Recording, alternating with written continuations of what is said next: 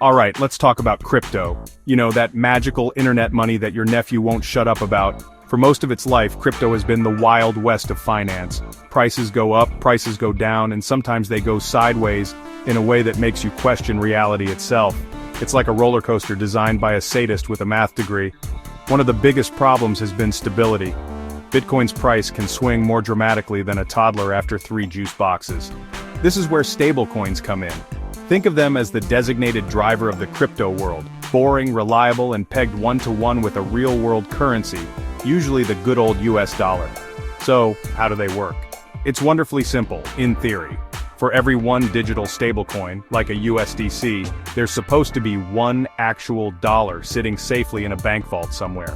This means your crypto coin doesn't suddenly become worth less than the gum stuck to your shoe overnight.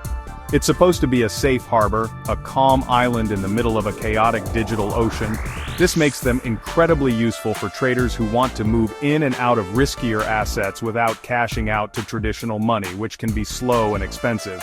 They're the boring but essential plumbing of the crypto ecosystem. But here's the rub.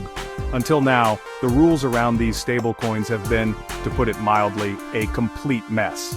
It was all based on trust. The companies issuing them would say, yes, of course, we have all the dollars, we promise, and we all just had to nod along and hope they weren't lying. This lack of oversight made a lot of people nervous, including, you guessed it, the US government. They worried about what would happen if one of these stablecoin giants collapsed, potentially taking a chunk of the financial system with it. It's like letting a teenager borrow your car with a promise to be careful. You're hopeful, but also secretly checking for tracking apps. This is precisely the chaos that the US government has finally decided to address. After years of hemming and hawing, watching from the sidelines as crypto grew into a multi-trillion-dollar beast, they've rolled out a piece of legislation that could change everything. It's called the Genius Act, which is an acronym so forced it feels like it was invented by a committee that had been locked in a room for 3 days straight. But despite the silly name, its goal is serious: to bring law and order to the stablecoin frontier, and just maybe make crypto a little less terrifying for everyone involved. So, what exactly is the Genius Act? Well, its full name is the Guiding and Establishing National Innovation for U.S. Stablecoins Act. Yes, really. It's a classic government move. Take a simple idea and give it a name that sounds like a sci-fi movie sequel. At its core, the act is designed to create a federal rulebook for stablecoins. It demands that any company issuing a dollar-pegged stablecoin must hold one-to-one reserves. That means no more fuzzy math, no more creative accounting, and no more promises backed by nothing but hopes and dreams. They will have to prove they have the cash, which is a pretty revolutionary concept in some corners of crypto. This bill didn't just appear out of thin air. It passed the House of Representatives on July 16, 2025, by a razor-thin margin of 215 to 211, and is now headed to the president's desk. Getting it passed was a political soap opera. It was pushed heavily by Republicans, who see it as a way to foster innovation while cementing the US dollar's global dominance, since nearly all stablecoins are tied to it. The bill even got some reluctant support from the House Freedom Caucus. Meanwhile, Democrats led by Representative Maxine Waters were firmly against it, arguing that it didn't go far enough to protect consumers from the risks of the volatile crypto market. One of the most interesting parts of this whole thing is what the bill does not do.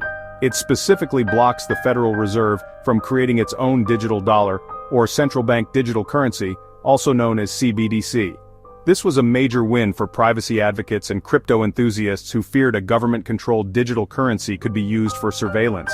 It's like the government saying, we want to regulate your digital money, but we promise not to create our own super version that watches every time you buy a questionable late-night burrito.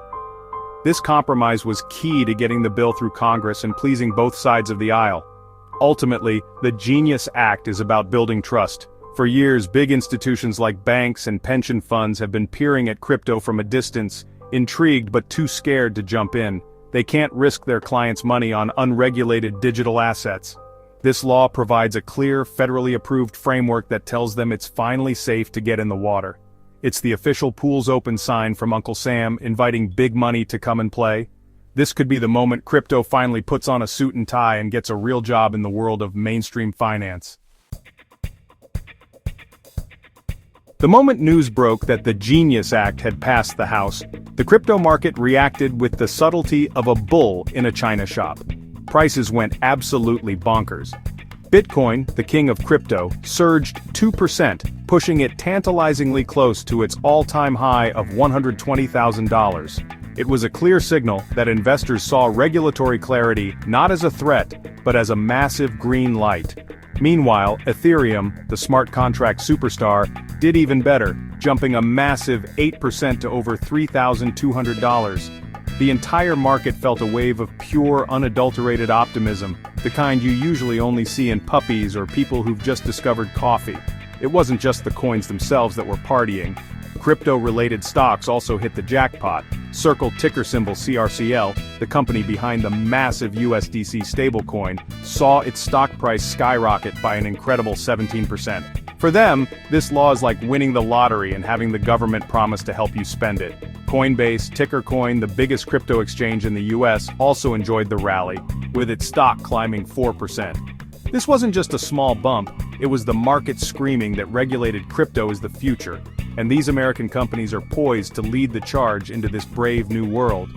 So who are the biggest winners in this new landscape?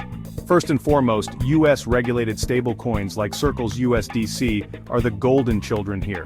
They've been playing by the rules all along, and now the rules are official. But the benefits extend to a whole other class of coins, the ISO 20022 crew.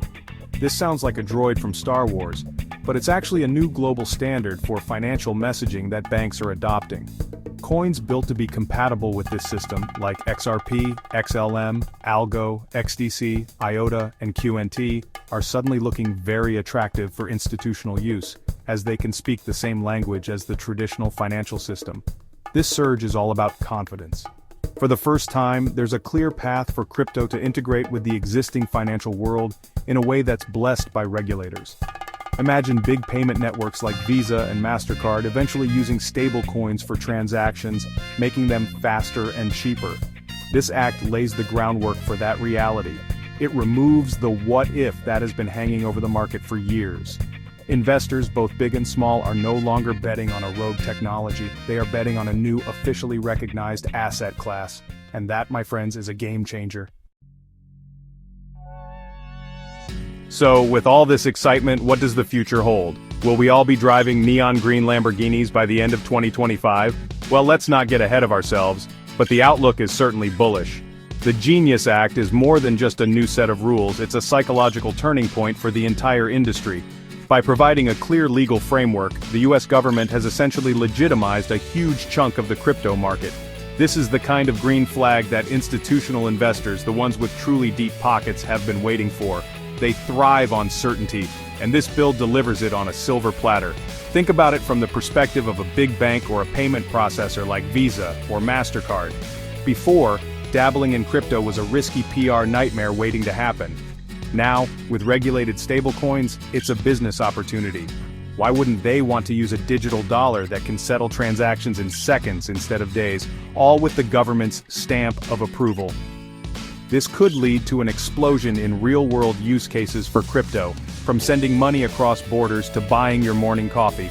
The technology is finally being invited to sit at the adults' table, and it could fundamentally change how we move money. This increased adoption will likely have a powerful ripple effect on prices. As more institutions buy into the ecosystem, demand for flagship assets like Bitcoin and Ethereum will naturally rise. They are the bedrock of the crypto world, the digital gold and silver that everyone wants a piece of. Furthermore, the coins designed for this new, regulated world, the ISO 20022 compliant tokens like XRP and XLM, could see their utility skyrocket.